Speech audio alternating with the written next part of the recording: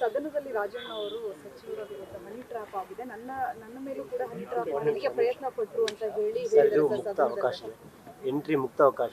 ಆಮೇಲೆ ಇಲ್ಲಿ ಈ ಕಾರ್ಯಕ್ರಮಕ್ಕೆ ಬರ್ಬೇಕಾದ್ರೆ ಯಾರು ಇಲ್ಲಿ ಫೀಸು ಇಲ್ಲ ಅಂತಂದ್ರೆ ಪಾಸು ಇವೆಲ್ಲ ಏನೂ ಇಲ್ಲ. ಇಟ್ ಇಸ್ ಎನ್ ಓಪನ್, ಯಾರು ಬೇಕಾದ್ರೂ ಬರ್ಬೋದು. ಮೊದಲೇ ಬಂದವರು ಮೊದಲು ಎಲ್ಲಿ ಬೇಕಾದ್ರೂ ಸೀಟಲ್ಲಿ ಕೂತ್ಕೊಳ್ಬೋದು. ಇಡೀ ಟ್ಯಾಂಕ್ ಸುತ್ತಲೂ ಕೂಡ ಎಲ್ಲ ಕಡೆ ಕಾಣೋ ರೀತಿಲಿ ಸೀಟನ್ನು ನಾವು ಹಾಕಿದ್ದೀವಿ. ಸೊ ಎಲ್ಲರಿಗೂ ಕೂಡ ವ್ಯವಸ್ಥೆ ಮಾಡಿದ್ವಿ. ಯಾರು ಬೇಕಾದ್ರೂ ಬಂದು ಎಷ್ಟು ಜನ ಬೇಕಾದ್ರೂ ನಿಂತ್ಕೊಂಡಾದ್ರು ನೋಡ್ಬೋದು, ಕೂತ್ಕೊಂಡಾದ್ರು ನೋಡ್ಬೋದು.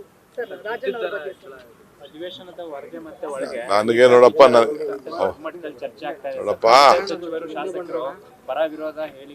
ತೊಂದರೆ ಆಗಿದ್ರೆ ಯಾರು ಹೋಗಿ ಪೊಲೀಸ್ ಸ್ಟೇಷನ್ ಕಂಪ್ಲೇಂಟ್ ಕೊಡ್ಲಿ.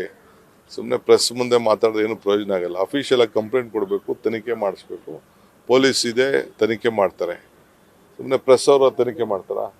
ಸದನದಲ್ಲಿ ಹೇಳಿದ್ದಾರೆ ಎಲ್ಲ ಸಚಿವರಿಗೂ ಕೂಡ ಅದೇ ರೀತಿ ಆಗ್ತಾ ಇದೆ, ಇದ್ರ ವಿರುದ್ಧ ಕ್ರಮ ತಗೊಳ್ಳಿ ಅಂತ ಹೇಳಿ. ನಾನೇ ಬೆಳಗ್ಗೆನೆ ಹೇಳಿದ್ನಲ್ಲ, ಯಾರು ಮಾಡ್ತಾ ಇದ್ದಾರೆ ಅಂತ ಕ್ರಮ ಕೈಗೊಳ್ಳಿ ಅಂತ ನಾನೇ ಹೇಳ್ತಾ ಇದ್ದೀನಿ.